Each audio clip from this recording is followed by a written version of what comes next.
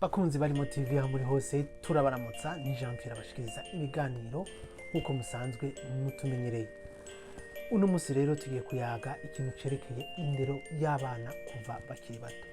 Mbega ukiri muto wari ufise relation imeze gute n'abavyeyi bawe? Barakure kukavuga icyo ushaka, barakure kugakora icyo ushaka, baragukarira. Ababanyi cyangwa aho watemberera hoho byagenda gute? Rero ivyo bintu byose nibyo bituma umuntu aba icarico uno musi. Mu ndero duhabwa hari bishobora kuduhahamura bigatuma umuntu yiyumvira kutariko cyangwa mere kutariko. Ibyo nibyo tugiye kuyaga, tuzoyagira hamwe ibintu 8 ariko uno musi tuza kuvuga ibintu bibiri. Tuza kuyaga icerekeye ikimubona aho umuvyeyi ataba aboneka mu rugo cyangwa atari hafi. Umuvyeyi arashobora kuba ari kure kumva z'akazi.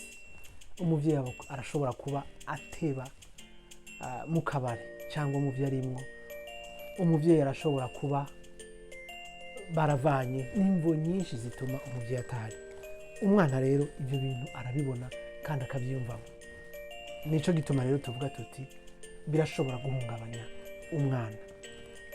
Murabona iyo umuvyeyi atahari umwana hari ibibazo byinshi abakeneye kubaza. Abakeneye kumenya iki kuri se, abakeneye kumenya iki kuri nyina. Rero ni byiza yuko umuntu yofata umwanya agataha aho guca mu kabari iminsi yose akagenda muhira akayaga n'abana bakanakina.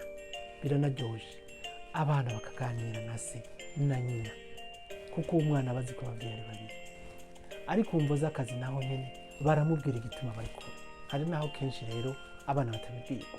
Rero birashobora kumuhungabanya akama yiyumvira ati mbe papa yaraduhevye, mbe mama yaraduhevye, cyangwa akiyumvira ati ubuzima nuko bumeze, nukuja kure umumama cyangwa umupapa niwe azoturera wenyine.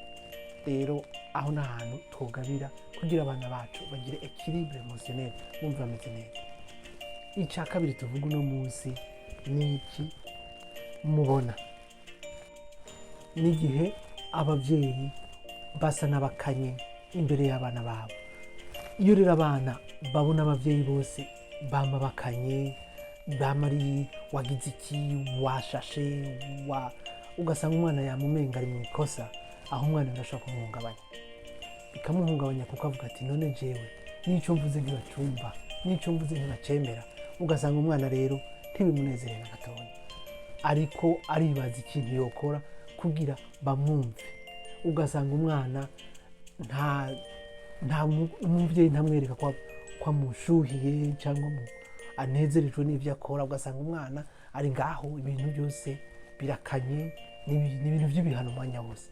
Umwana atinda akavuga ati aha hantu nahanje cyangwa papa kumenga arakazi, mama kumenga arakazi.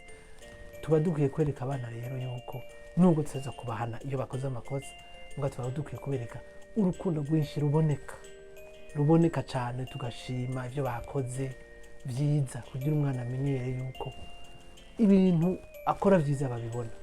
Nuko rero niba washimye ikiganiro gisangiza abandi cyangwa tubwire muri commentaire icyo nawe byiyumvirako. Hanyuma ntibibagire rero kugira subscribe kuri Limo TV YouTube na Limo TV Facebook kugira uzoronka ibiganiro nk'ibi bikorwa na Limo TV. Nuko rero bivanye naho muri hose mugira ibihe byiza. Yari Jean Pierre Rukundo, Limo TV. Murakoze.